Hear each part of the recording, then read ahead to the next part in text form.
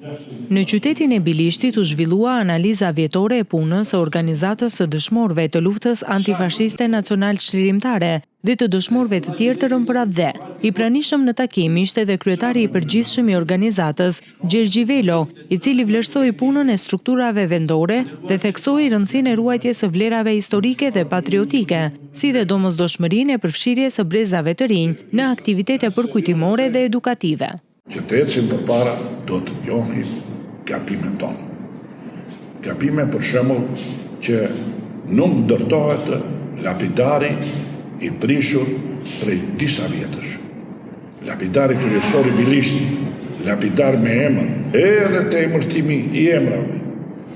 Shumë emra dëshmorësh janë harruar nga emërtimi i institucioneve, i rrugëve, i shkollave e tjera tjera. Pra, ky është morali, ky është ndërimi që duhet bëjmë.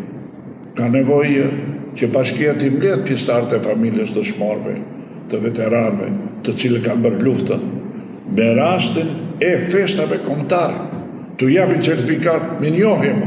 Takimi u drejtua nga kryetari i Degës Devol, Arti Muçka, i cili paraqiti raportin e detajuar të punës për vitin 2025. Përkujtimi i ngjarjeve dhe datave historike, dëshmorëve të luftës dhe dëshmorëve të rëndave të jetë me një protokoll të veçantë, të ketë një vëmendje më të lartë dhe më të predispozuar pushteti vendor ndaj familjeve të dëshmorëve, duke ju siguruar atyre dhe një mbështetje ekonomike. Një kërkesë tjetër e adresuar është mirëmbajtja e lapidarëve të dëshmorëve në secilin fshat apo njësi administrative ku shtrihet territori i Bashkisë Devol. Do të jetë mirënjohës organizata e dëshmorëve dhe populli i gjithë Devolit 208 dëshmorëve të rënë në luftën antifashiste nacional çlirimtare në moton se një kombë që nderon të rënët pra dhe është një kombë që aspiron për demokraci.